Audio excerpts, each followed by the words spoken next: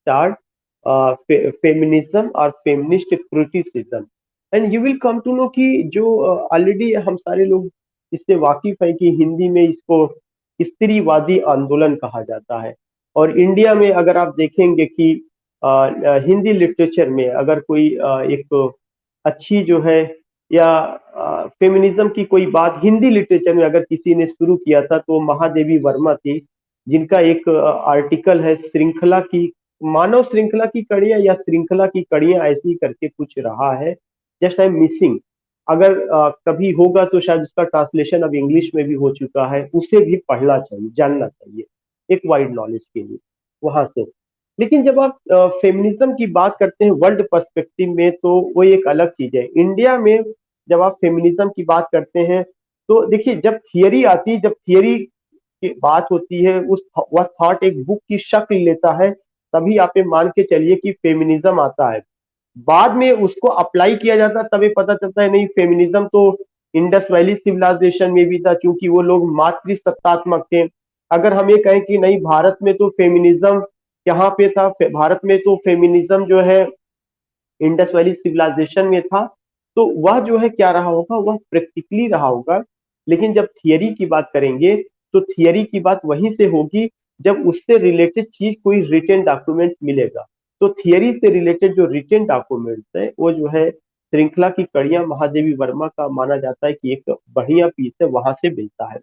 ऐसे ही दुनिया में जब आप फेमिनिज्म की बात करते हैं तो सबसे पहली चीज तो मैं बताना चाहता हूँ, when we talk about feminism या feminist ideology, then remember that if you use this या if you add suffix ism, मैंने कई बार डिस्कस किया कि when you add suffix ism with any word, it means that you practicing or believing in a particular ideology।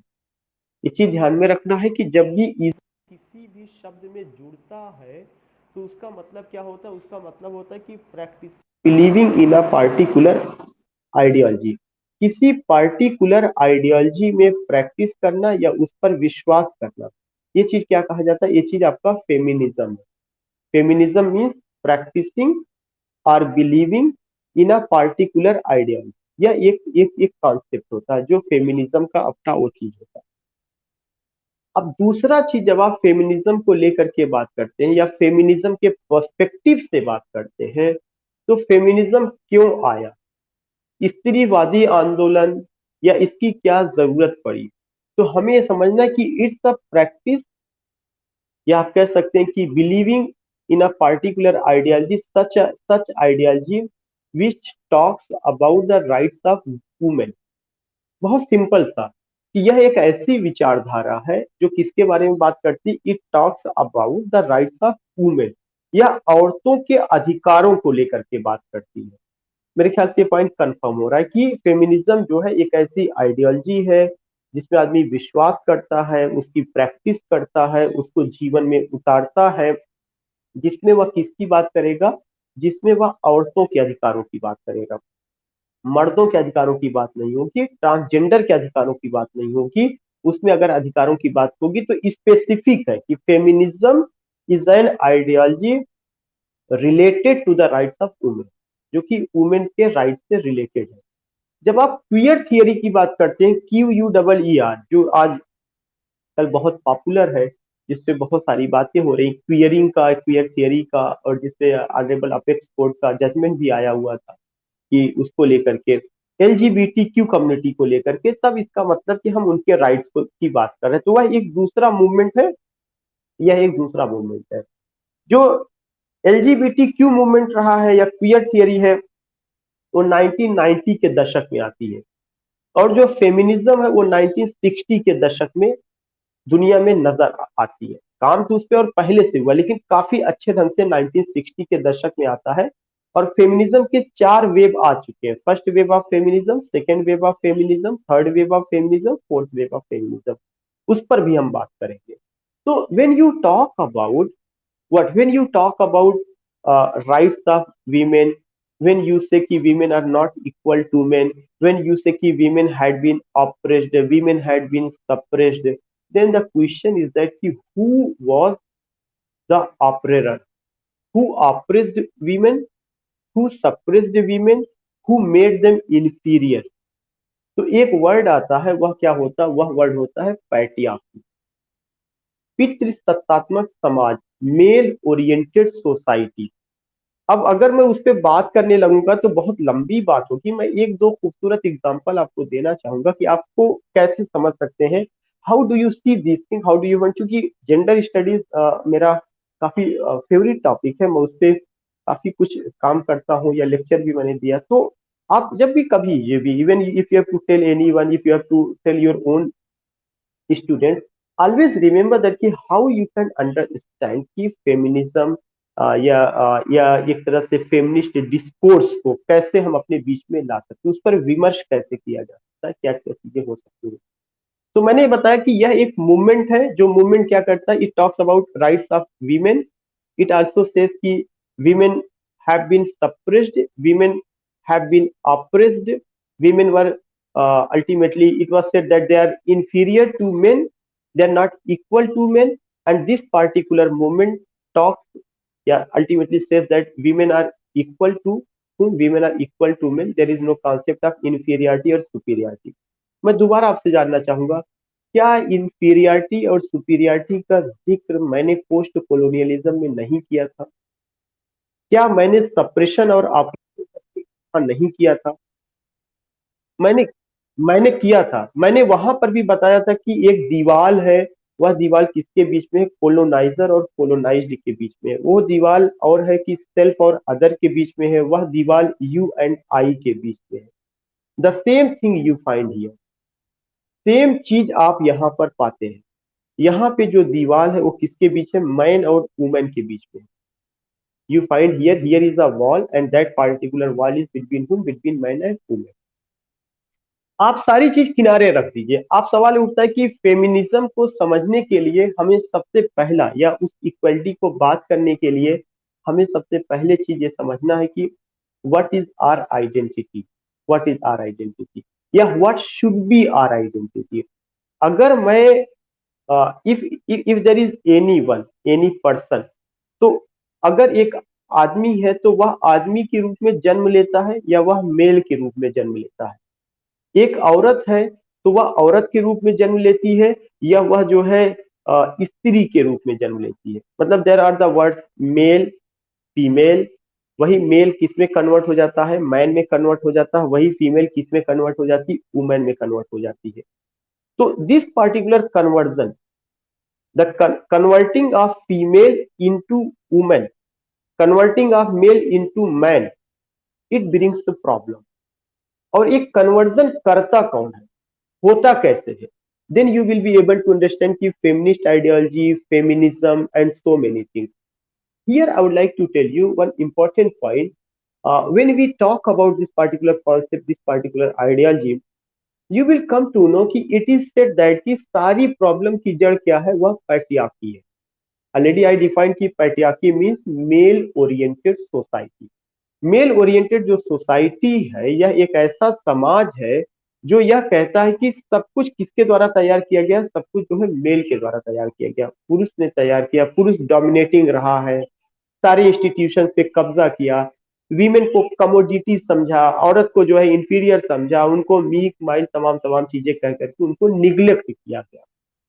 लेकिन जो है यह एक आंदोलन के रूप में शुरू होता है और यह आंदोलन के रूप में जो है हमारे सामने 1960 में आता है। कब आता है? जब एक जो है क्रिटिक है जिनका नाम चार्ल्स फाउरियर है। इस शब्द को आप ध्यान में रखिएगा, एक क्वेश्चन बनता है।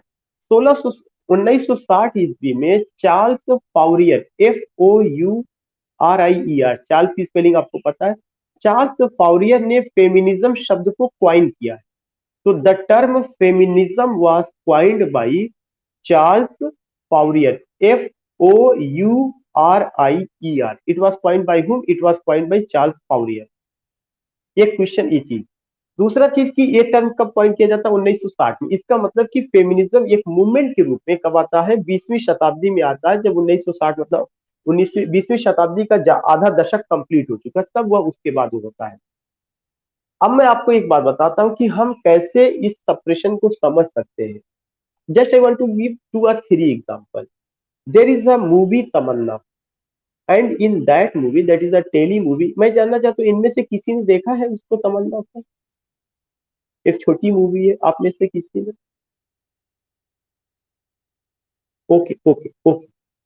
Just I want to tell you कि एक मूवी है और उस मूवी का नाम है तमन्ना।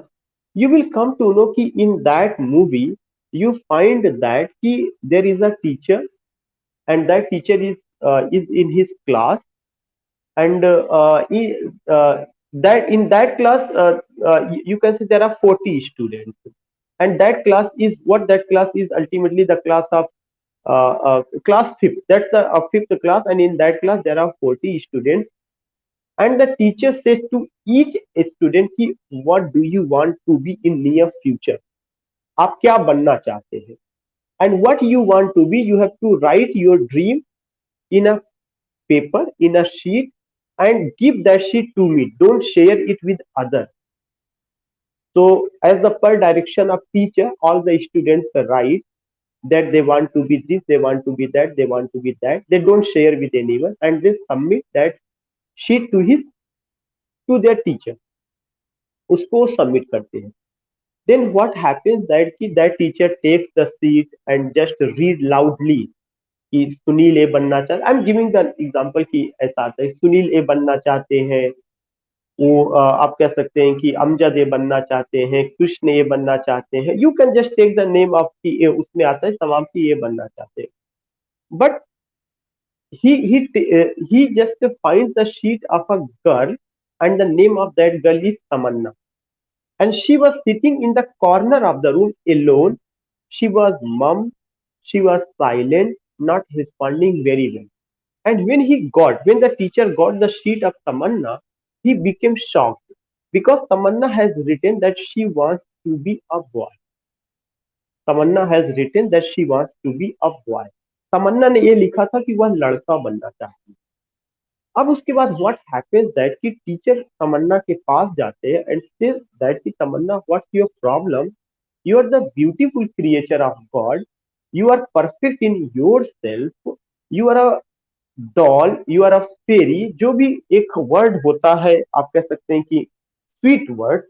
Teacher use these words for that girl, but the girl is mum, the girl is silent, the girl did not respond. Teacher called her parent, father does not come, perhaps वो job में जहाँ पे भी रहेंगे, her mother come. Teacher asked her mother, what's the problem with Tamanna, why she is writing such a thing. You will come to know. The mother says, no, not at all, there is no problem, I have only two children, one is boy and second is girl. तो वो कहती हैं कि नहीं, we care it very well, no problem with her, no discrimination, no, not at all. Teacher said no, there is a problem in your house. Then that mother share, या कि my सासू या my grandmother of Tamanna and sometimes father of Tamanna, they say what means, do you want to be, why are you studying, why are you reading, go in kitchen, लड़कियों को पढ़ने की क्या जरूरत है, पढ़ करके क्या करेंगी, उन्हें तो ससुराल जाना है, all these things comment pass. और एक कमेंट जो है उसके दिल या दिमाग में इतना गहराई से बैठ गया है कि वो निकल नहीं रहा. तो यह एक साइकोलॉजिकल प्रॉब्लम जो हमने आपके को जिक्र किया था फ्रांज फेनन को, तो वो इसलिए लड़का बनना चाहती है कि उसने देखा है, क्या देखा है, फ्रीडम. किसके अकाउंट में, in the account of boy. Tamanna has seen freedom in the account of boy. Tamanna has seen how the boy is going to be treated in our family, how means what is the importance of a son in the family, such a thing you find in that movie. 5 या 7 minute की movie है. मैं बड़ी बातें नहीं कहता हूँ कि आपको झकझोर देगी या हिला के रख देगी, लेकिन आपको ये जरूर सोचने पे मजबूर कर देगी कि रियली में there is a problem, and the problem is not in market but the problem is in our mind. Problem जो है ये हमारी सोच में है, लड़का लड़की.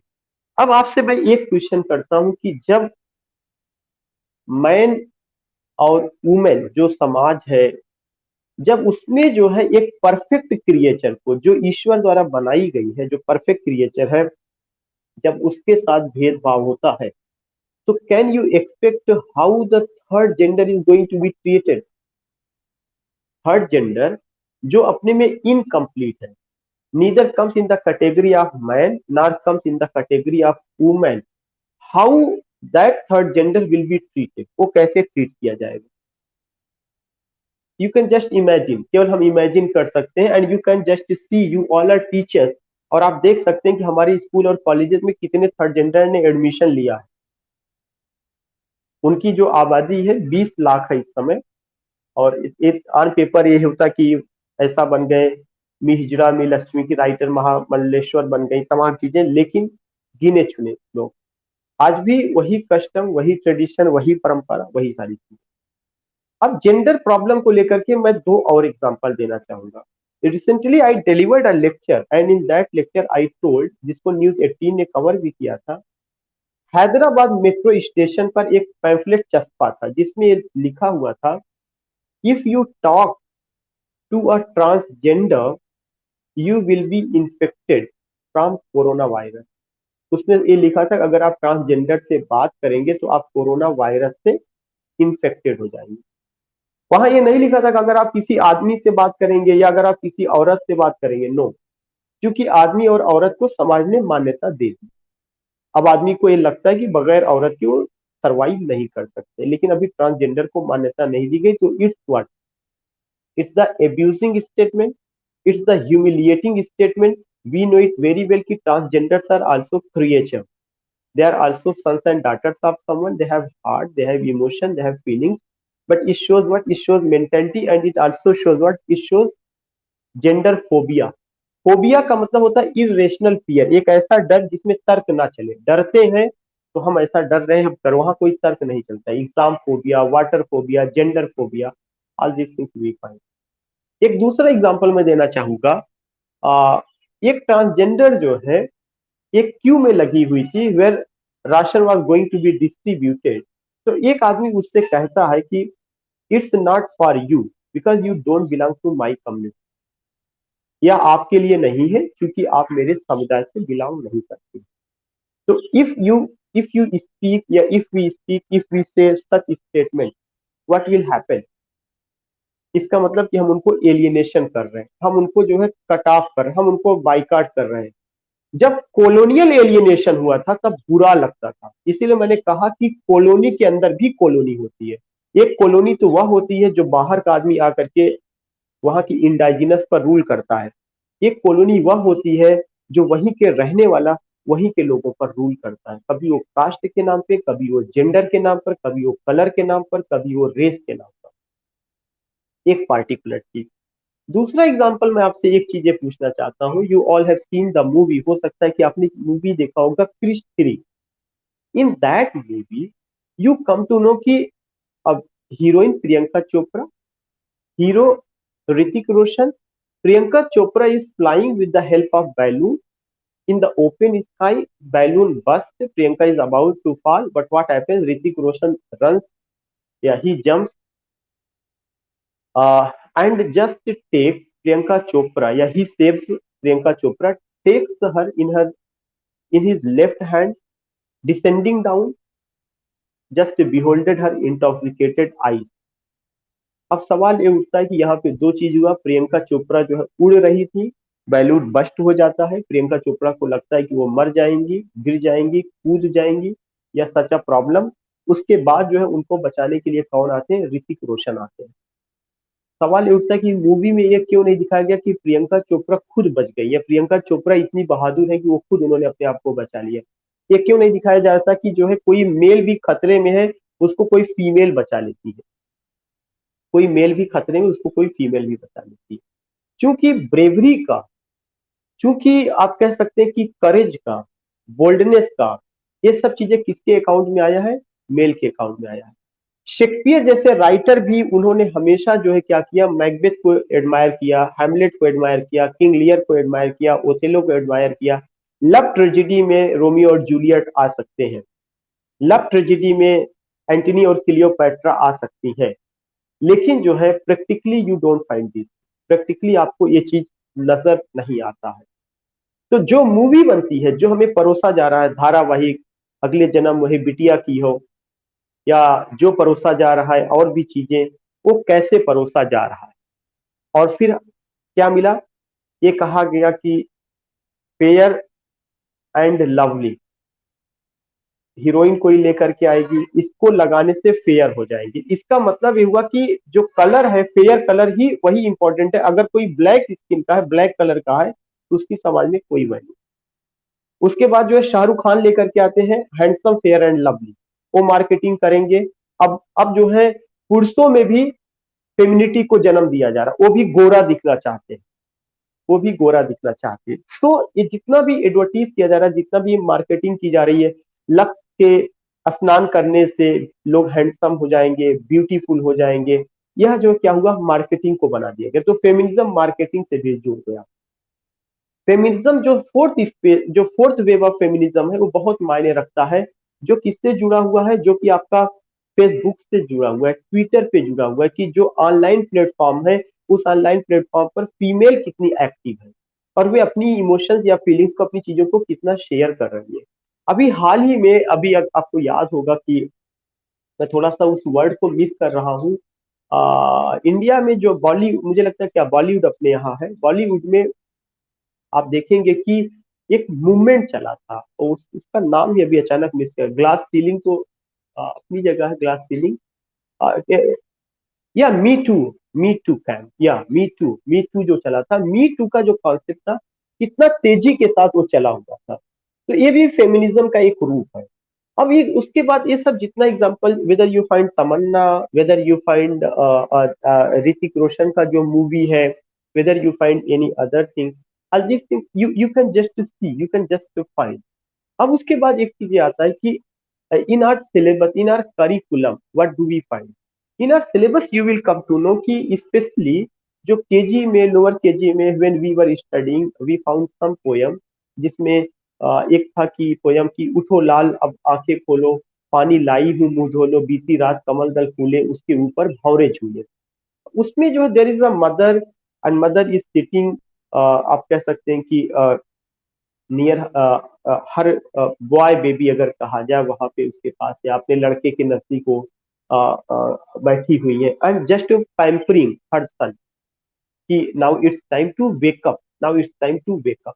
You will come to know कि क्या कभी आपने अपनी लाइफ में कोई ऐसा पोयम पढ़ा है जहां पे बेटी सो रही हो, बाप जो है बेटी के पास बैठा हुआ हो और उसको पैम्परिंग कर रहा हो, उठो उठो लाल की जगह ये वर्ड आया हो, उठो बिटिया अब आंखें खोलो, पानी लाई हूँ मुंह धो लो। थोड़ा सा ये भी तो होना चाहिए ना, ये भी इमेजिन करना चाहिए कि सिलेबस में क्या इमेज बनाई जा रही है, और क्या की। और उस समय अगर आप देखेंगे कि उठो लाल, लाल का मतलब ही बेटे से, कि उठो लाल अब आंखें खोलो, हो सकता है बिटिया पहले से उठ गई हो, और बिटिया कहाँ पर हो, किचन में हो। तो फेमिनिज्म क्यों जरूरी है, फेमिनिज्म का इतना बात क्यों हो रही है, इस पर थोड़ा सा गौर करने की जरूरत है। एक और दूसरा एग्जांपल मैं आपको देना चाहूंगा, अगर आपको याद होगा कि देयर वाज अ पोयम, उसमें जो है एक बंदर था, और वो बंदर जो है, जो बंदर वाला था, वो उसमें एक गाना गाना की एक कविता थी कि बंदर वाला बंदर लाया, बंदर के संग एक बदरिया, पहनी थी वह लाल घगरिया, ठुमुक ठुमुक कर नाच दिखाती, मांग मांग कर पैसे लाती। यह एक गेम होता था, उस गेम में उससे कोई प्रॉब्लम नहीं है। उस गेम में ओवर होने के बाद जो है बदरिया पैसा मांग करके लाई दी, तो इसका मतलब नाचने का काम बदरिया का था, पैसा मांगने का काम बदरिया का था। तो बदरिया को अगर इस तरह से देखा जाए कि वह फीमेल है, तो बदरिया को क्या बनाया गया, कमोडिटी बनाया गया, टू अर्न मनी। उसके बाद जो है बंदर वाला बंदर से एक क्वेश्चन पुट अप करता है कि अगर जो है बदरिया शादी के बाद तुम्हारे साथ ससुराल नहीं जाएगी, तो तुम क्या करोगे। फिर बंदर क्या करता है, स्टिक उठाता है, मतलब डंडा लेता है, कहता है इसको इससे पीटेंगे। इस इमेज पर बहुत क्वेश्चन है, इस इमेज पर, कि जो बंदर है वह एक मेल मान लिया जाए, वह एक मेल मान लिया जाए, तो वह जो बंदर है वह क्या कर रहा है, वह वायलेंस कर रहा है, वह वायलेंस। कभी भी अगर ये नहीं होगा कि अगर कि वाई विदाई ओनली लड़की का, वाई नॉट विदाई लड़के का, वही विदाई ओनली लड़की का, वाई नॉट विदाई लड़के का। एक अगर क्वेश्चन, अगर बाय द वे कि वाई विदाई, अगर विदाई लड़की का है ठीक है, लेकिन जो वो बंदर है वो कहता कहता कि I will beat her by stick, तो प्रॉब्लम क्रिएट करता है। आवाज जा रही है मेरी? Okay okay. सो देखिए, मैं आपको ये एग्जांपल दे रहा हूँ थोड़ा सा सिलेबस से, है सिलेबस का practical example, don't take it otherwise की सिलेबस से भागा नहीं जा रहा है, लेकिन प्रैक्टिकली चूंकि मैं इस पे काम करता हूँ, तो I have gone with these poems, I have seen की प्रैक्टिकल लाइफ में हाउ डू यू फाइंड। तो what I want to say कि you will come to know कि वो वहां पे वायलेंस का कॉन्सेप्ट होता है, और ये जो वायलेंस है, जितने लोग भी वहां पे जुटे रहते हैं, पहली बात तो तमाशा देखने वालों में वहां पे फीमेल आपको नजर नहीं आएंगी। क्यों? फीमेल घर के अंदर रहेंगी, वो तमाशा अगर फीमेल देखेंगी तो अपने घर की बालकनी से देखेंगी, घर के दरवाजे पे खड़े होकर के देखेंगी, वो जो है उस जगह पे फीमेल आपको नजर नहीं आएगी। जहां पे बंदर का और बंदरिया का वो नाच हो रहा है, वहां पे ज्यादातर मेल होंगे, और वो मेल इस एक्शन पे खूब ताली बजाएंगे, खूब ताली बजाएंगे। दूसरा चीज कि अगर आप कभी थिएटर गए हो, मैं आइनॉक्स की बात तो नहीं कर सकता, हो सकता आपको ये एग्जांपल मिलेगा, आइनॉक्स जैसे थिएटर में भी अगर आप जाएंगे, तो अगर कोई ऐसी सीन नजर आती है, तो सबसे ज्यादा सीटी बजाने वाले मेल होंगे। फीमेल को मैंने कभी नहीं देखा कि वो किसी सीन पर सीटी बजाती है। देखिए, इसका मतलब ये नहीं कि मैं मेल का विरोधी हूं, मैं मतलब उनका अगेंस्ट में जा रहा हूँ, या I am showing sympathy, no not at all, की बीइंग अ क्रिटिक, ये ऑब्जर्व करने वाली चीज है कि such a thing you can just see. एक और जो बात आती है फेमिनिज्म, बाकी सब समझ में आ जाएगा इसके एग्जांपल के बाद, जो है यू कैन जस्ट सी कि वो तो थियोरेटिकल, आई विल डिस्कस। एक और जो बात आती है कि बहुत पहले आपने देखा होगा कि एक यूनिफॉर्म, या ऐसा होता था कि एक यूनिफॉर्म है कि बॉय यूनिफॉर्म में है, और वो बॉय जो है क्या करता है कि now he had taken bag on his back and tie coat pant whatever, उसका पूरा यूनिफॉर्म है, and just saying mama bye bye, papa bye bye, and going to school. On the other hand, you find there is another picture.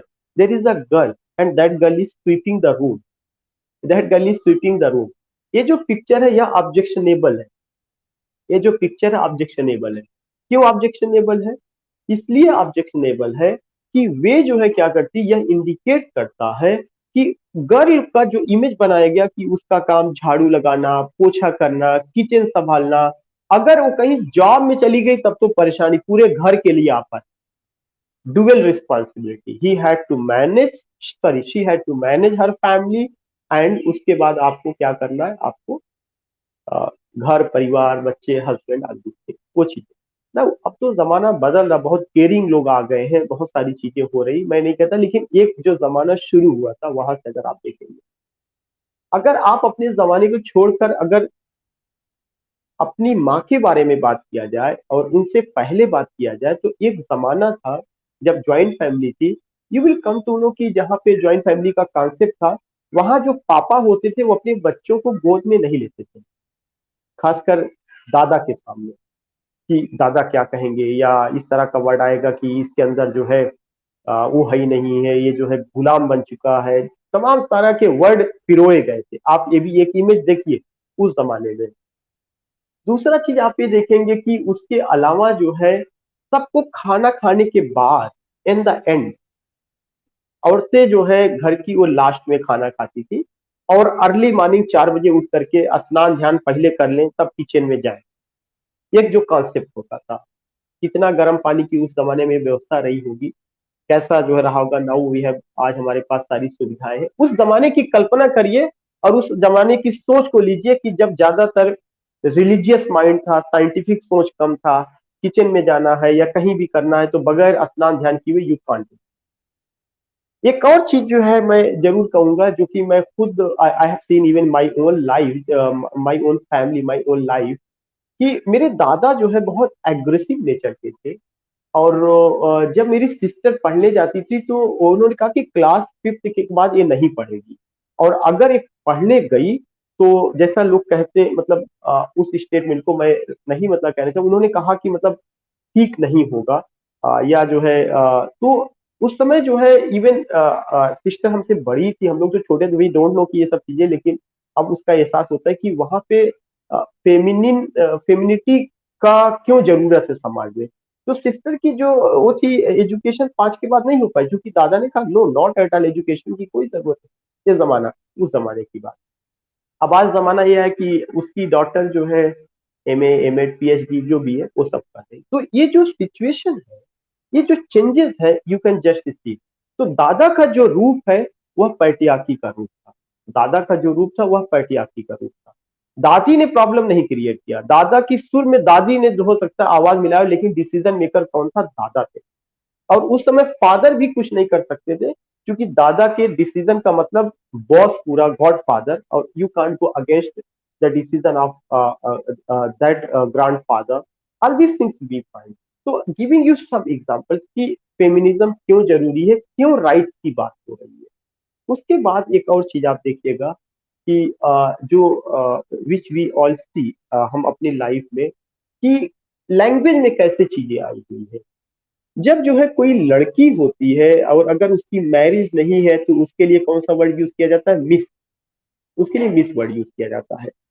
लड़के की marriage हो जाएगी तब भी जो है वो 60 साल 70 साल का हो जाएगा तब भी उसके साथ एक ही चीज लगाया जाएगा, मिस्टर। और लड़की की मैरिज हो गई तो उसके साथ मिसेज। उसके साथ मिसेज इसलिए लगाया जाता है क्योंकि उसके प्रतीक चले कि अब इसकी मैरिज हो गई। अगर लड़की की मैरिज हो गई उसके लिए शब्द मिसेज आया, तो लड़के के लिए मिस्टर के बाद कोई और शब्द तो निकलना चाहिए था ना, ये पता चली इस लड़के की भी शादी हो गई है। भाई अगर उसके साथ श्रीमती लगाया तो पुरुषों के साथ श्रीमता लगाया जाना चाहिए। इट्स नॉट अ वर्ड, मतलब एक कहा जा रहा है कि ऐसा होना चाहिए, लेकिन ये जो पुरुष मेंटेलिटी है उसने क्या किया कि इन सब चीजों को रखा। अब अगर आप ये देखिएगा कि कितना चालाक समाज था जो पैट्रियार्की की बात, ये सारे एग्जांपल पैट्रियार्की के हैं। कि पुरुष जो होता है कि जब वो उस पर बात करता है उसको लेकर के, तो आप देखेंगे कि जब वो कोई काम करता है तो अपने काम को सम्मान देना चाहता है, तो वो ऐसे शब्द करता है। जैसे अगर आप देखेंगे कि वो अगर टेलर है तो अपने साथ क्या लगेगा? Tailor master. अपने साथ क्या लगेगा? Tailor master. और अगर कोई जो है वो जो है आप कह सकते हैं कि अगर वो क्लर्क है तो आप जानते हैं क्लर्क का क्लर्क तो मुझे लगता है कि हिंदुस्तान में वो तो बादशाह, उसके आगे किसी की नहीं चलती है। और अगर आप देखेंगे कि ड्राइवर है तो ड्राइवर, मतलब कुछ ना कुछ ऐसे ड्राइवर साहब, या आप कह सकते हैं कि कंडक्टर जो है वर्ड, तो ऐसा भारी भरकम यूज किया जाता है, या एक कोई पोस्ट है, डेजिग्नेशन है, और तमाम तरह से वर्ड जो है उसके लिए यूज किए जाते हैं।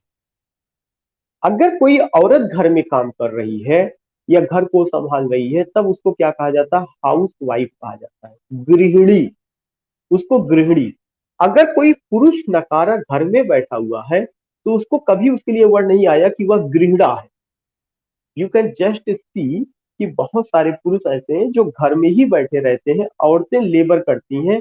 कंस्ट्रक्शन में लेबर के रूप में औरतों का पार्टिसिपेशन बहुत ज्यादा है। जो मिडिल क्लास है, जो लोअर क्लास है, वहां से वो बहुत रिप्रेजेंट करती है। इवन कुछ सीन तो बहुत विचलित करने वाली, अगर आप देखेंगे कि भट्टों पर जो है, बिकॉज आप देखिए कभी भी मौका मिले, आई हैव सीन कि भट्टों पर जब वो काम करती है तो पता चली वो दो बच्चों को भी पीछे ऐसे बैग, कपड़े का बैग वो बनाए रहती, झोला टाइप का, उसमें दो बच्चों को भी भरी हुई है, 5-5 ईंटा सर पे लेकर के मूव करती जाती है। तो यू कैन जस्ट अंडरस्टैंड कि वो काम कर रही है। और husband sometimes you find drink, sometimes you find कि opium eater, sometimes you find abusing person, लड़ाई झगड़ा करने वाला। तो बिल्कुल मतलब बिल्कुल जिंदगी नर्क हो जाती है, we can just feel it. अब उसके बाद ये सारा का सारा चीजें आई है। अगर आप देखेंगे कि इधर जो है बहुत सारा ऐसा शब्द डेवलप हुआ था। जब कोई प्रोग्राम होता था या कोई प्रोग्राम ऑर्गेनाइज किया जाता था तो प्रोग्राम के ऑर्गेनाइजर जो होते थे उनको चेयर पर्सन की, ये इसके अब चेयर पर्सन शब्द आया, लेकिन पहले क्या होता था? एक शब्द था चेयरमैन, क्योंकि मैन ही उसको कंडक्ट कराता था। तब ये शब्द नहीं आया चेयर वुमेन। चेयर वुमेन का नहीं, जैसे ही चेयर वुमेन का कॉन्सेप्ट आता है उसको कॉमन जेंडर में तब्दील कर दिया गया, और वहां पे कौन सा वर्ड आ गया? Chair person. मतलब इस पर्सन का चेयर वो कोई भी हो सकता है, मेल भी हो सकता है, फीमेल भी हो सकता है। तो कितना गेम खेला गया, ये तो सब वो सब चीजें मैं ले रहा हूं जो कि थियरी में नहीं, जो कि प्रैक्टिकल लाइफ में which you and I feel. जो हमारा वर्किंग प्लेस है, मुझे लगता है कि वहां बहुत ज्यादा प्रॉब्लम होती है, क्योंकि मेल मेंटेलिटी एक ऐसी मेंटेलिटी है जो वर्किंग प्लेस पर कमेंट पास करना, गेजिंग करना, चुटकुला कुछ कहना, कुछ समथिंग जो है इस तरह की चीजें करना, you can just see even gazing एक बहुत ही, मतलब मुझे लगता है कि यह भी अपने में एक एब्यूजिंग है। Someone gazes, it's also abusing.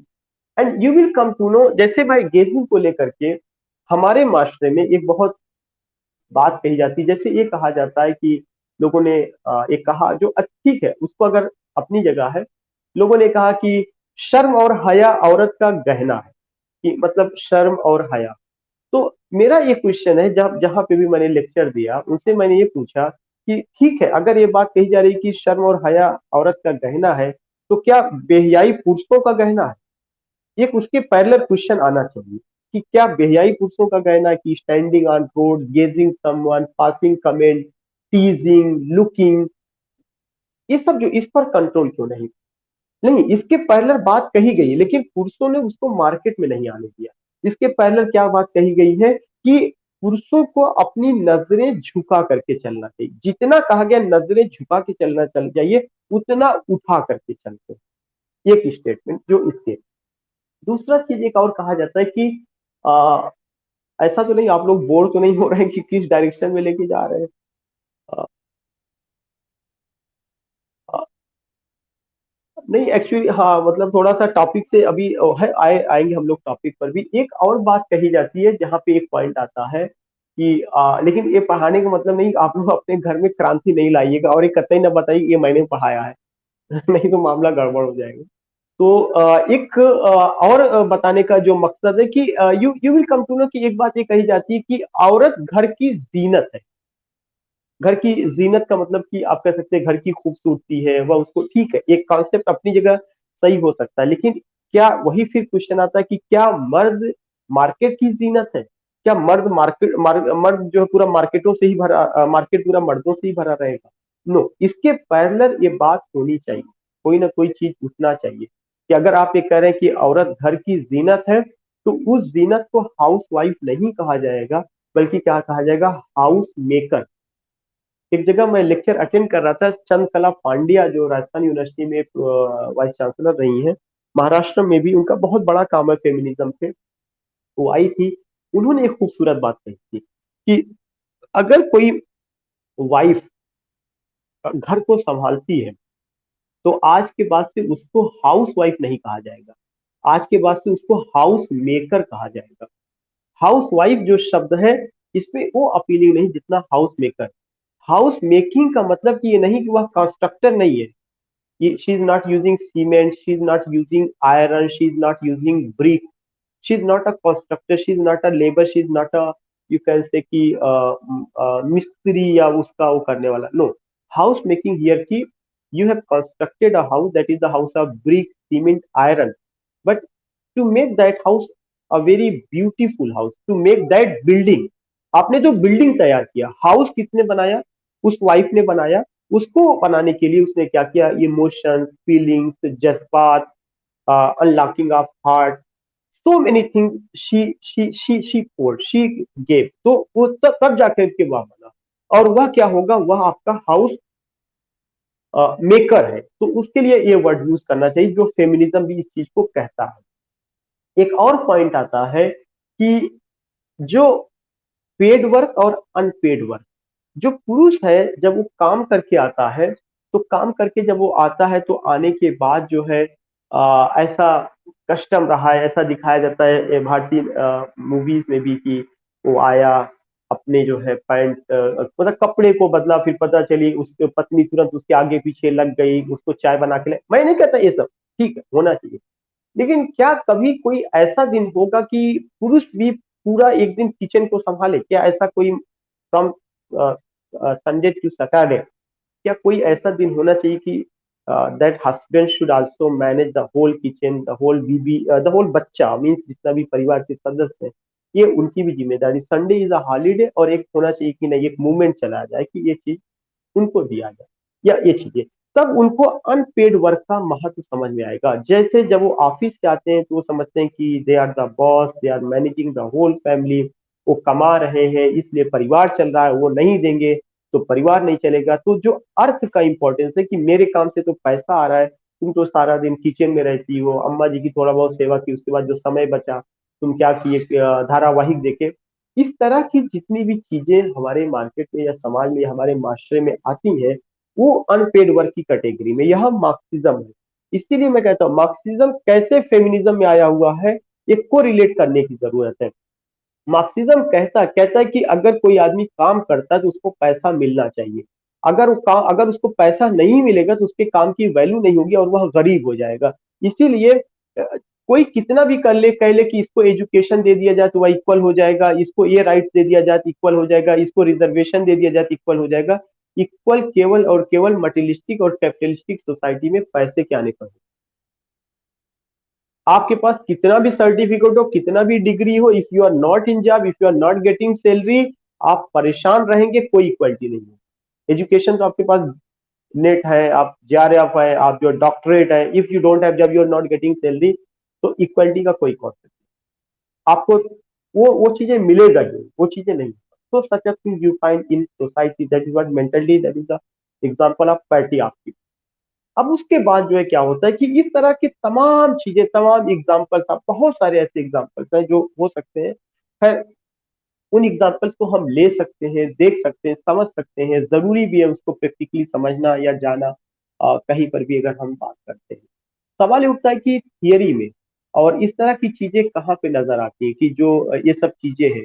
तो एक एक बहुत प्रैक्टिकल चीज और देखा गया कि specially I was invited to deliver a lecture recently in Philippines में, ऑनलाइन लेक्चर था। तो वहां पर एक चीज यही आया हुआ था, I just found that you will come to know कि in most of the cases now there is what कि it's time to deliver lecture online।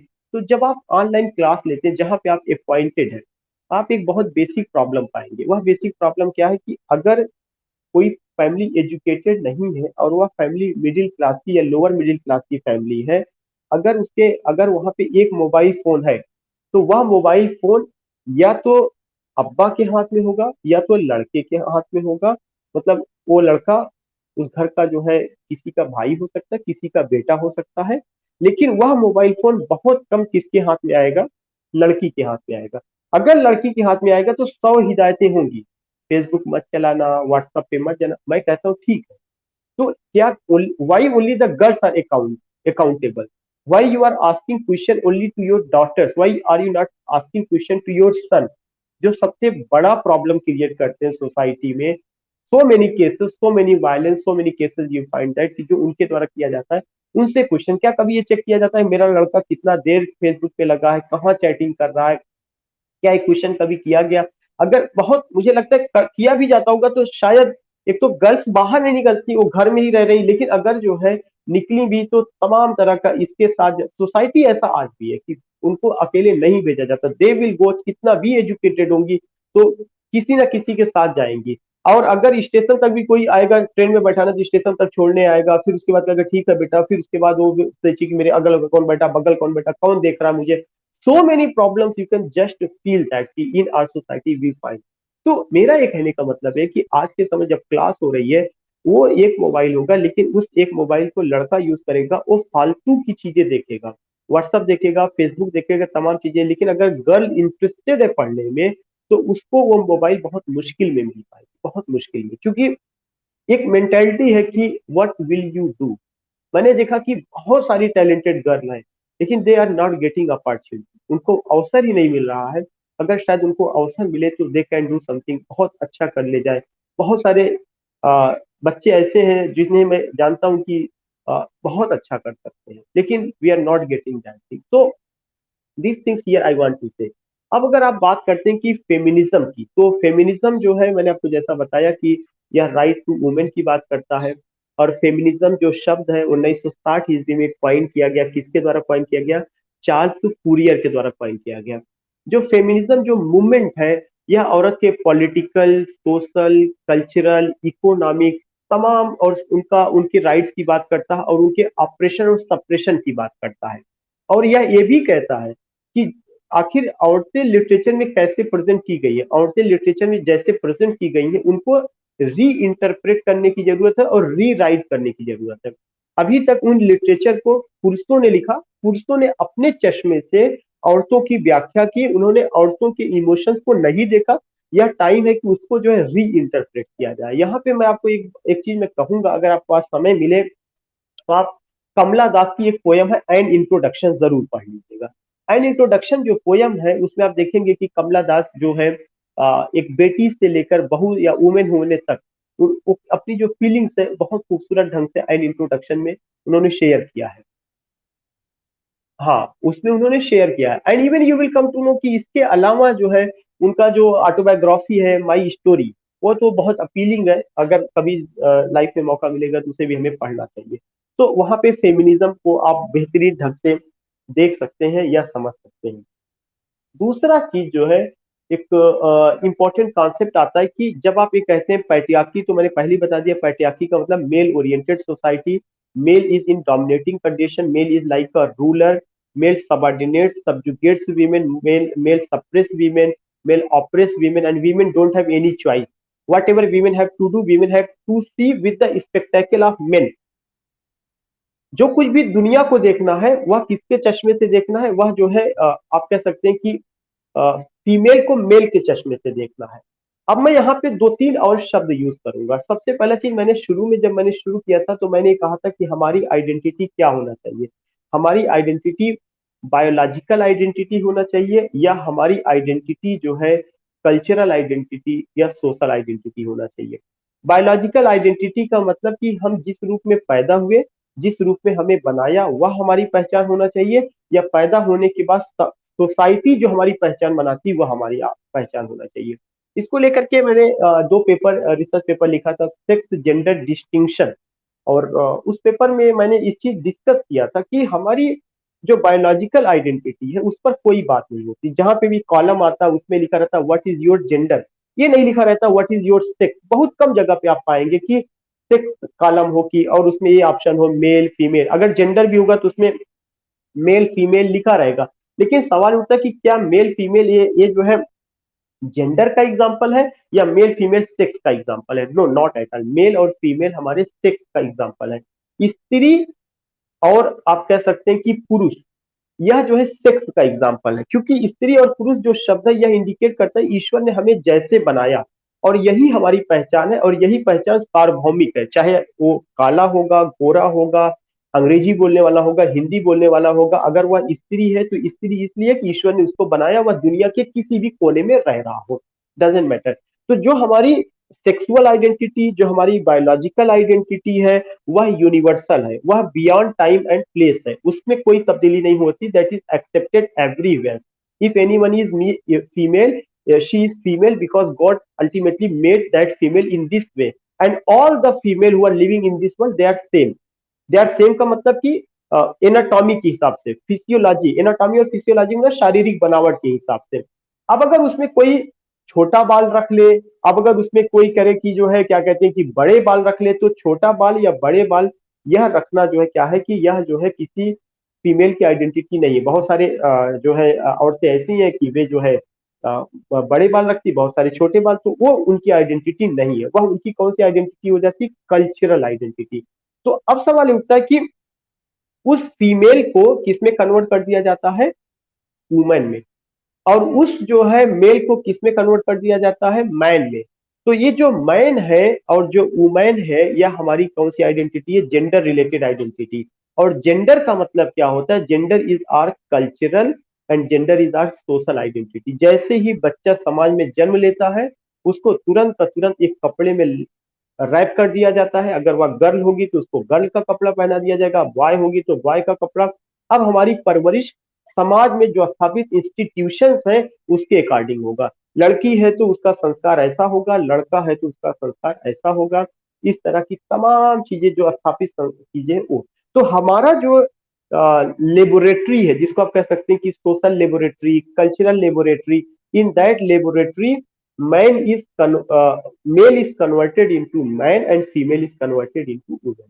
तो यह एक क्वेश्चन है कि हमारी आइडेंटिटी क्या होनी चाहिए?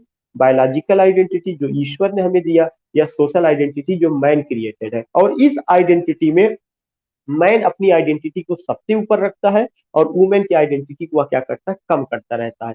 उनको कहाँ पे लेके जाएगा, जो इमोशनल एस्पेक्ट है, इमोशनली उनको ब्लैकमेल करेगा, इमोशनली उनको जो है रखेगा कि you are the queen of my heart, तमाम तरह बड़ी बड़ी बातें करेगा, हम आपके लिए चांद सितारे तोड़ लाएंगे, इधर उधर की सो मेनी थिंग्स वो कहेगा।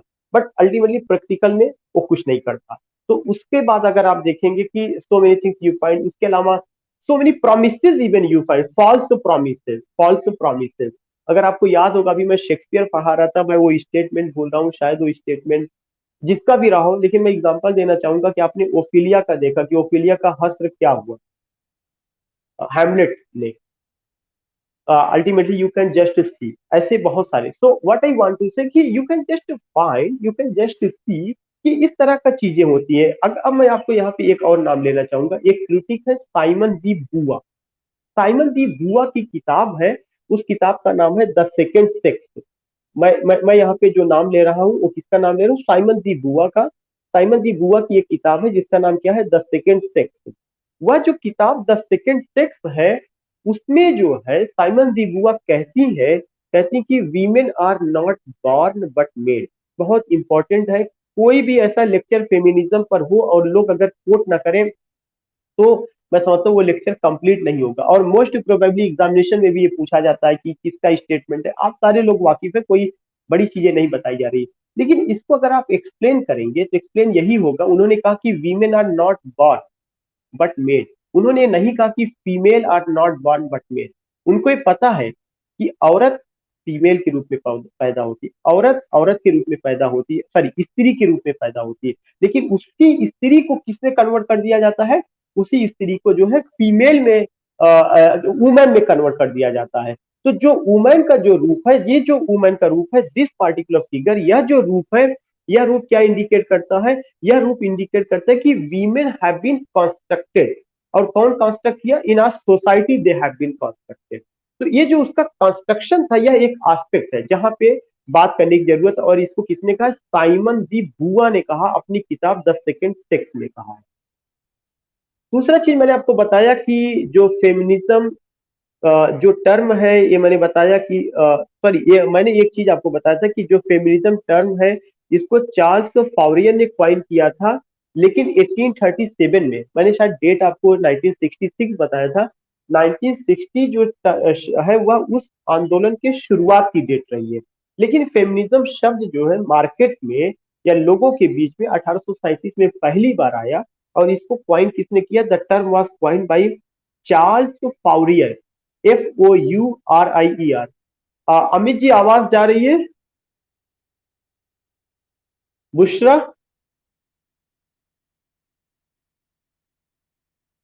बुशरा, अमित जी,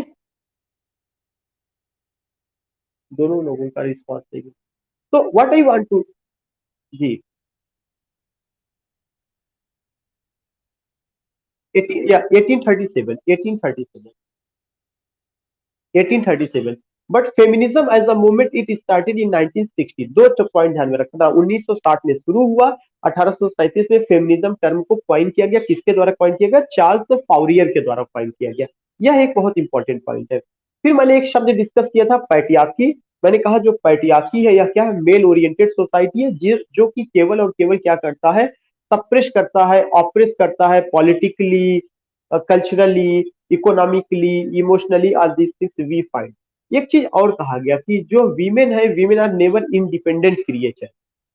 कभी भी औरतें आत्मनिर्भर नहीं हुई है। From life to death they have to depend upon whom, they have to depend upon a man. वह मैन जो है, जब आप कह सकते हैं कि पत्नी है तो उसको पति पर निर्भर करना पड़ेगा, बेटी है तो बाप के ऊपर डिपेंड करना पड़ेगा, और अगर आप जो है जब वो माँ है तो बेटे के ऊपर डिपेंड करना, मतलब डिपेंडेंसी रन, यह भी एक पॉइंट रखा गया कि दे आर नॉट इंडिपेंडेंट, ऐसा इस तरह की बातें रही है। अब आपको समझने की जरूरत है कि हम लोग अब इंफॉर्मेशन, अभी तक तो मैंने थियरी बताई, थ्योरेटिकल पर्सपेक्टिव से बात कर, अब हम लोग इंफॉर्मेशन पे आ रहे हैं। इंफॉर्मेशन पे जब आप बात करते हैं तो may I know what is the time by your watch, क्योंकि उसी हिसाब से बड़ा है, उसी हिसाब से मैं चाहूंगा दो सेक्शन में मैं करूँ। कोई बता सकता है टाइम कितना हुआ? Okay okay, now we can take 10 minute. तो उसमें आप ये देखेंगे कि जो फेमिनिज्म का जो कॉन्सेप्ट आया, उसमें ये हुआ कि मेन सुपीरियर है और वीमेन इंफीरियर है, मेन सप्रेस करते हैं, ऑप्रेस करते हैं, इस तरह की बातें हुई हैं। और जो फीमेल है उनके द्वारा किए गए काम को जो है महत्व नहीं दिया गया, उनको क्या कहा गया, अनपेड वर्क कहा गया, उस तरह की चीजें। फेमिनिज्म के 4 वेव्स आए हुए, ये आपको डेट के साथ नोट करना है। फर्स्ट वेव्स ऑफ जो फेमिनिज्म है ये 1700 से लेकर के 1900 ईस्वी तक रहा है। There are 4 waves of feminism, feminism के 4 वेव्स हैं। पहला जो वेव्स है उसको क्या कहा जाता है, फर्स्ट वेव ऑफ फेमिनिज्म, ये 1700 से लेकर के 1900 ईस्वी तक रहा, फ्रॉम 1700 टू 1900, 1700 से लेकर 1900 ईस्वी तक।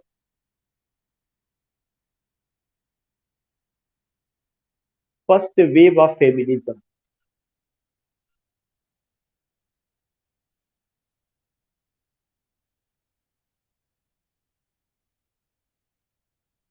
या फ्रॉम 1700 टू 1900, 1700 से 1900, from 1700 to 1900। And you will come to know कि जो फर्स्ट वेव ऑफ फेमिनिज्म था इसमें केवल इतना ही बात किया गया कि दो टू सेक्सेस के बीच में क्या है, डिफरेंस है। मतलब टू सेक्सेस का मतलब मेल एंड फीमेल में डिफरेंस है, और यह जो डिफरेंसेस है नेचुरली है। और लेकिन इसके साथ साथ वो जो है इन इक्वलिटीज में तब्दील हो गया, वो जो है इन इक्वलिटीज में। देखिए एक मैं बार बार बताता हूँ कि कभी कभार कुछ लेक्चर बहुत अच्छे होते हैं। एक जगह मैंने जब शशि चंद्रकला पांड्या जी आई थी, तो उन्होंने एक और वर्ड यूज किया था। उन्होंने कहा कि distinction is another thing, but on the basis of distinction there should be no discrimination in the society. ये बहुत अच्छा स्टेटमेंट उन्होंने दिया कि भेद हो सकता है, अंतर हो सकते हैं, स्त्री और पुरुष में बनावट में अंतर, उनमें अंतर हो सकता है, लेकिन ये जो अंतर है प्राकृतिक है। इस अंतर के आधार पे स्त्री और पुरुषों के बीच में डिस्क्रिमिनेशन नहीं होना चाहिए, भेद नहीं। Distinction is another thing, discrimination is another thing, but on the basis of distinction there should be no discrimination. Distinction के आधार पर उस पर डिस्क्रिमिनेशन नहीं होना चाहिए। तो ये चीजें, तो आपने देखा होगा कि ये चीज होता है कि जो फर्स्ट वेव ऑफ फेमिनिज्म है, यहाँ पे ये हाईलाइट किया गया कि इन इन इक्वालिटीज बिटवीन टू सेक्सेस, कि दोनों सेक्सेस के बीच में इन इक्वालिटी, असमानता है, इन इक्वालिटीज बिटवीन टू सेक्सेस, कि मेल और फीमेल के बीच में बहुत काफी असमानताएं हैं, जो राइट्स उनको मिले वो चीज नहीं। लेकिन यहाँ भी राइट्स के मांग की बात नहीं की गई, हाईलाइट किया गया था उनके बीच में, वो है। और एक चीज ये भी कहा गया कि पहले वेव में जो फर्स्ट वेव था, उस फर्स्ट वेव की सबसे बड़ी जो राइटर आई है, फेमिनिस्ट राइटर, वो है मेरी वोल स्टोन क्राफ्ट। आपने नाम जरूर, जो फेमिनिज्म पढ़े हैं वो लोग सुने होंगे कि पहली जो वेव है, उस वेब को जिन्होंने प्रेजेंट किया, उसमें एक बड़ा नाम है। वह क्या है, वह है मेरी वोल स्टोन क्राफ्ट, MARY, मेरी, WOLL वोल, STON स्टोन, क्राफ्ट CRAFT, मेरी वोल स्टोन क्राफ्ट। इनकी एक किताब आई है जिसका नाम है a vindication of the rights of women, a vindication of the rights of women, 1792 में एक किताब आई है, a vindication of the rights of women. The book came in 1792, A Vindication of the Rights of Women. A Vindication of the Rights of Women.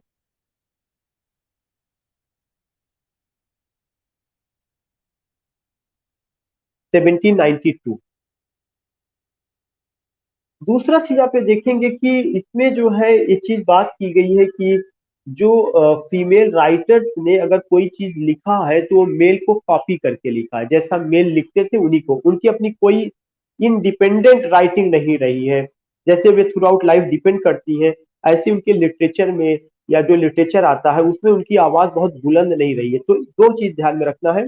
इस समय first wave of feminism में एक बड़ी राइटर आती है जिनका क्या नाम है, मेरी वोल स्टोन क्राफ्ट। उन्होंने एक किताब लिखा, a vindication of the rights of women. ये किताब 1792 में आती है।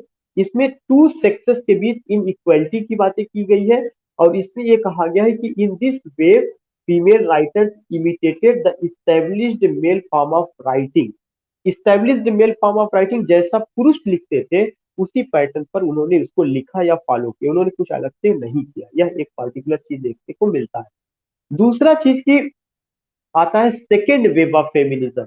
जो सेकेंड वेव ऑफ फेमिनिज्म है ये 1960 से 1980 तक चलता है। इसमें बहुत बदलाव आता है, लेकिन मैं एक चीज और बताना चाहता हूँ कि जो फर्स्ट वेव ऑफ फेमिनिज्म था उसमें जो है एक और कंट्रीब्यूशन पुरुष का भी रहा है। कुछ काम जो है इस आवाज को उठाने में पुरुषों का भी योगदान रहा है, जिसको कहीं से भी नकारा नहीं जा सकता। उसमें से एक नाम है, अगर आपको याद होगा, मुझे जहां तक याद आ रहा है कि शायद वो किताब जॉन स्टुअर्ट मिल की है, जिसमें उन्होंने द सब्जुगेशन ऑफ वुमेन करके एक किताब लिखा है, जॉन स्टुअर्ट मिल ने, द सब्जुगेशन ऑफ वुमेन, कि वुमेन को कैसे गुलाम बनाया गया, उनको कैसे अपने अधीन किया गया, ये किताब रही है। तो उन्होंने इसमें बताया हुआ है। तो कुछ आवाज, जैसे अगर आपको याद होगा कि इंडिया में कभी सती प्रथा था, विधवा विवाह था, तो सती प्रथा विधवा विवाह को रोकने में या उसको चीज को करने में काफी हद तक उस समय के जो राजा राम मोहन राय को देख लीजिए, या जो तमाम समाज सुधारक थे, स्वामी दयानंद सरस्वती थे, और इसके अलावा जो है जितने भी समाज सुधारक बड़े बड़े थे, उन लोगों ने काफी हद तक उधर उस फील्ड में काम किया था। उनको बहुत परेशानियां झेलनी पड़ी थी और चीजें, बट दे डिड। तो ऐसा नहीं रहा उन्होंने। And thanks doctor Bhimrao Ambedkar की, उन्होंने भी इतना सारा चीज किया, तमाम चीजें, कॉन्स्टिट्यूशन में इतने सारे राइट्स दिए, तमाम चीजें जो है। तो ये भी पॉइंट, बहुत सारी चीजें रही है। इसके अलावा जो है 18वीं सॉरी 19वीं शताब्दी के भारत में मैं जरूर कहूंगा कि हमें ज्योतिबा राव फूले, उनकी वाइफ क्या नाम है उनका, सावित्री बाई फूले, उस्मान शेख, और एक जो है फातिमा शेख, ये चार एजुकेशनिस्ट रहे। बहुत बड़े एजुकेशन, जिन्होंने फीमेल एजुकेशन को लेकर के बहुत काम किया। और फेमिनिस्ट के पर्सपेक्टिव से अभी इंडिया में इस पे काम कम हुआ, इस पर बात कम होती है। ज्योतिबा फूले, सावित्री बाई फूले पे तो कुछ लिटरेचर अवेलेबल हो गया, लेकिन अगर आप इधर फील्ड में रिसर्च पेपर लिखेंगे तो मुझे लगता है कि बहुत अच्छी जगह पब्लिश हो जाएगा। ये चार बहुत बड़े उस समय के वो थे, जो है फेमिनिस्ट थे, जिन्होंने इस पे काम किया हुआ है। और आप दूसरा चीज है कि जो सेकेंड वेव ऑफ फेमिनिज्म है वो 1960 से 1980 तक चलता है। और इसमें आप देखेंगे कि जो इनइक्वालिटी बताई गई थी कि फर्स्ट फेज में रहा है, उस इनइक्वालिटी को केवल बताया ही नहीं गया, बल्कि अब उसके लिए एक लड़ाई शुरू हो गई उसको पाने की। इस इनइक्वालिटी के गैप को, जेंडर गैप को फुलफिल किया जाए। और ये कहा गया कि यह जो इनइक्वालिटी है, यह इनइक्वालिटी किसकी, सेंस ऑफ, मतलब यह इनइक्वालिटी मैन क्रिएटेड है, मैन ने इसको क्रिएट किया है। और इसके लिए एक बहुत बड़े आंदोलन की जरूरत था, और उस आंदोलन को अगर आप देखेंगे मार्केट में जो लाया है वही चीजें कि साइमन दी बुआ ने लाया, कि यह इनइक्वालिटी सोशल कंस्ट्रक्शन की वजह से, कि समाज का ऐसा निर्माण किया गया मैन मेल के द्वारा कि एक जेंडर गैप डेवलप हो गया, उस जेंडर गैप के खिलाफ। तो जो साइमन दी बुआ जो है, जिन्होंने द सेकंड सेक्स किताब लिखा था, यह किताब 1972 में आई है। पहली वाली 1792 में, बस डिजिट इधर से उधर हुआ है। और ये वाली द सेकंड सेक्स 1972 में दे रहा है, 1972 में।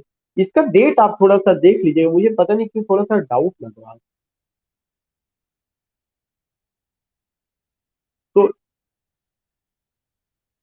1940, इज इट 40, वही वही मुझे याद, 1949 होना चाहिए, 1979, 1949, या एग्जैक्टली एग्जैक्टली, क्योंकि I I I have gone with this particular date, लेकिन ये डेट यहाँ गलत दिया हुआ है, 1949, 1949 है। तो उसमें आप जो उसको करेक्ट कर लीजिएगा, एग्जैक्टली 1949 है। द सेकंड सेक्स का राइटर कौन है, साइमन की बुआ है, जिन्होंने एक कॉन्सेप्ट दिया। वह कौन सा कॉन्सेप्ट है कि women are not born but made, औरतें पैदा नहीं होती बल्कि बनाई जाती, इसको मैंने आपको डिफाइन कर दिया है। इसी सेकेंड वे में ही एक बड़ी क्रिटिक आती है, जिनका नाम है Elaine Showalter, ELINE, Elaine Showalter, SHOWALTER, Elaine Showalter आती है। इलाइन शोवाल्टर ने भी क्या किया हुआ था कि ग्राउंड पे जाकर के काम किया, और उन्होंने क्या किया कि इस थियरी को डिसिमिनेट किया ग्राउंड पे जाकर के, कि रियली में जो हम लोग बात कर रहे हैं इसमें कितना गैप है, कैसे वीमेन को अप्रेस किया जा रहा है, कैसे वीमेन को एलियनेट किया जा रहा है, कट ऑफ किया जा रहा है, तमाम चीजों को। तो एक दूसरी क्रिटिक कौन है, इलाइन शो ऑल्टर है। और तीन क्रिटिक अभी तक मैंने आपको बताया है। मेरी वोलस्टोनक्रॉफ्ट, एक मेल को मैंने बताया, जॉन स्टुअर्ट मिल का जो किताब है उसका जो है सब्जुगेशन ऑफ वीमेन करके मैंने बताया। तीसरा मैंने बताया कि द सेकंड सेक्स की राइटर साइमन दी बुआ, जो किताब 1949 में आई है। एक उसी सेकंड वेव में एक क्रिटिक है इलाइश वाल्टर को लेके मैंने जिक्र किया। अब हम लोग थर्ड वेव ऑफ फेमिनिज्म की बात करते हैं। जो थर्ड वेव ऑफ फेमिनिज्म है वो 1990 से 2007 तक चला हुआ, फ्रॉम 1990 टू 2007। और जो थर्ड वेव ऑफ फेमिनिज्म है, इसमें जो है क्या किया गया कि इसमें जो है ज्यादातर जो ब्लैक फेमिनिज्म है उसको जगह मिली। किसको जगह मिली? ब्लैक फेमिनिज्म को जगह मिली। ब्लैक फेमिनिज्म का इसमें एक चीज ये बात आई है कि सेकेंड वेव ऑफ फेमिनिज्म में तो इंग्लिश वीमेन जो थी उन्होंने अपने बारे में बात किया, लेकिन जो सेकेंड वेव ऑफ फेमिनिज्म था वह पूरी औरतों का आंदोलन नहीं बन पाया। ध्यान में रखिए कि यूरोप में ये आया, जब यह यूरोप में आया तो यह यूरोपियन वीमेन की बात किया, और उन यूरोपियन वीमेन की बात किया जो है यूरोप की निवासी थी और जो कि व्हाइट थी, ना कि ब्लैक। अगर कोई ब्लैक की थी तो ब्लैक की आवाज को वहां पे बल नहीं मिला।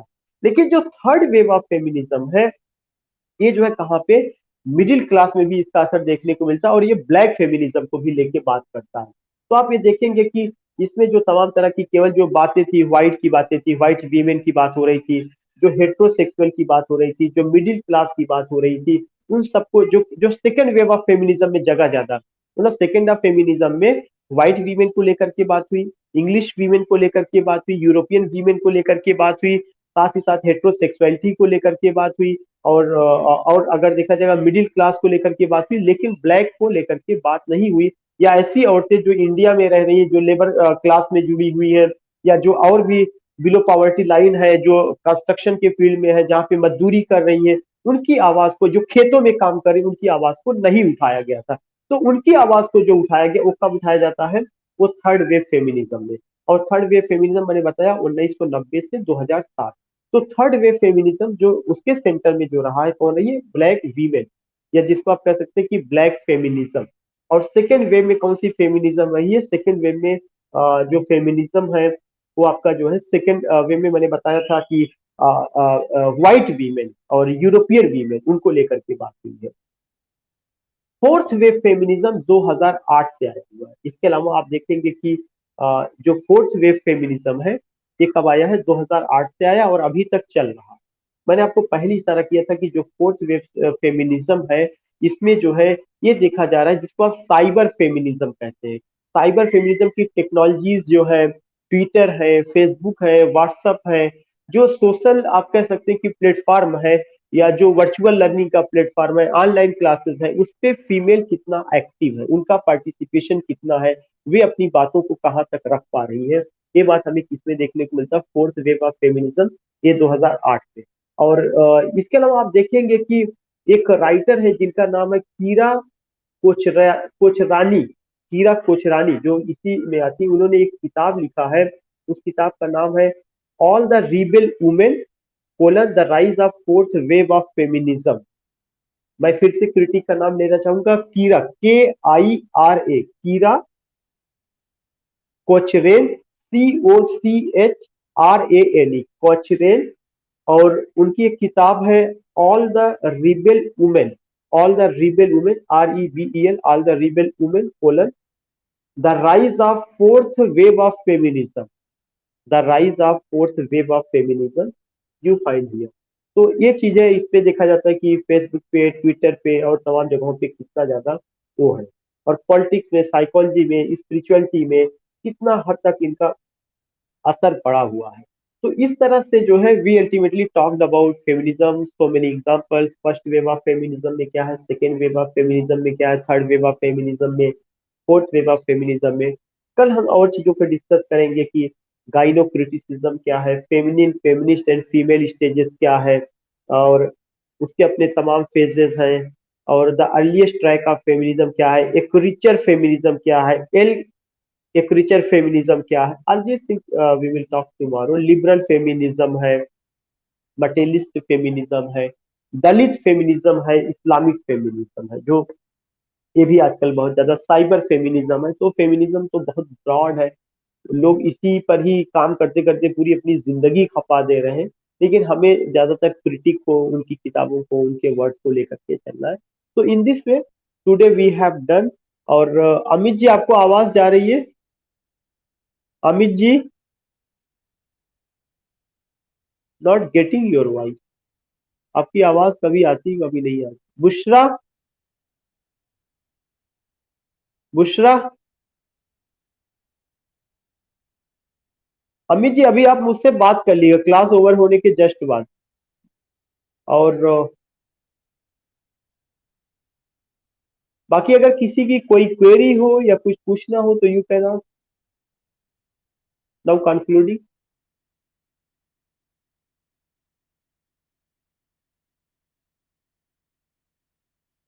जी।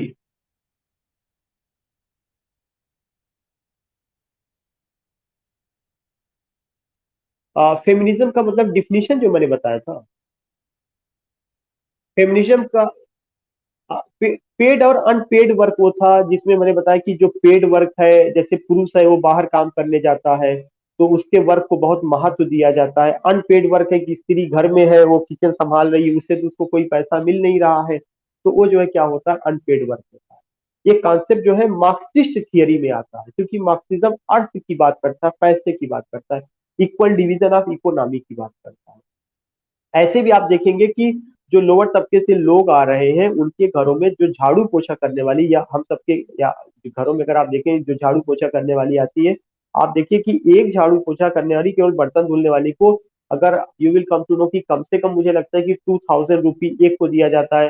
फिर पता चली पोछा कपड़ा को साफ करने वाला, फिर और जो है खाना बनाने वाली, उस तरह से अलग अलग होते हैं। वे सबको कितना, अगर उन सबको पैसा दिया जाए तो मुझे लगता है कि महीने का 8 से 10 हजार रुपया तो इस तरह से तमाम खर्चे में चला जाता है। तो अगर वो जो 10 हजार रुपया है वो आपको कौन बचा रहा है, वही वही जो है ना वाइफ है जो काम कर रही हो तमाम तरह से, वो सेव कर रही है। तो लेकिन उसकी उस काम को महत्व नहीं दिया जाता है। लेकिन वही जो दूसरा आएगी जो काम करे झाड़ू पोछा वाली, वो उसको आप देते हैं, जब वो अपने घर में जाती है तो वो जब पैसा लेके जाती है तो उसका वहां इंपॉर्टेंस बढ़ जाता है। वो ये नहीं देखती को झाड़ू पोछा करके पैसा लाई, वो ये नहीं है। ये now she is getting money, money उसके हाथ में है और वो इंडिपेंडेंट है। तो ये पेड और अनपेड वर्क था। मैंने होम मेकर और हाउस वाइफ वर्ड में मैंने डिस्टिंक्शन किया था। मैंने कहा था कि मिसेज और मिस का कॉन्सेप्ट है कि मिसेज और मिस की जैसे लड़की की शादी हो गई तब उसको मिसेज में तुरंत उसके साथ जोड़ दिया जाएगा। लड़के की शादी हो जाए या वो कुंवारा रहे पूरी जिंदगी उसके साथ मिस्टर पता ही नहीं चलता शादीशुदा है कि नहीं है। आज दिस चीजें मतलब वर्ड गेम है, एक तरह का खेल है। तो in this way you find इस तरह। Any other query? ठीक है, please send your feedback. And मैं जो है अमित जी, अमित जी आप मुझसे बात कर लीजिए, ठीक है।